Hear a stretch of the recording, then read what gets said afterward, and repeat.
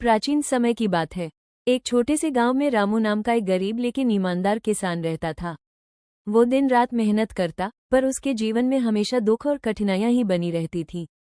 खेत में फसल अच्छी नहीं होती, घर में पैसों की तंगी रहती और परिवार भी बीमार रहता था।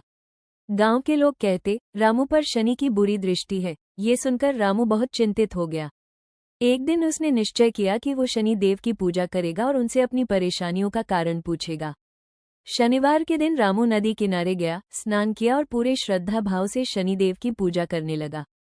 उसने दीप जलाया, तेल चढ़ाया और सच्चे मन से प्रार्थना की, हे प्रभु, मैंने किसी का बुरा नहीं किया, फिर भी मेरे जीवन में इतना दुख क्यों है। रामू की सच्ची भक्ति से प्रसन्न होकर शनिदेव प्रकट हुए। उनका स्वर गंभीर था, परंतु न्याय से भरा हुआ। रामू, मैं किसी को बिना कारण कष्ट नहीं देता। मैं केवल कर्मों का फल देता हूँ।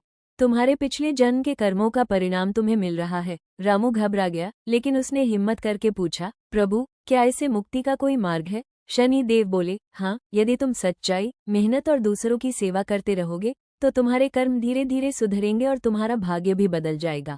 रामू ने उसी दिन से और भी अधिक ईमानदारी और सेवा भाव से जीवन जीना शुरू कर दिया। वो गरीबों की मदद करने लगा, कभी झूठ नहीं बोलता और हर शनिवार को शनि देव की पूजा करता।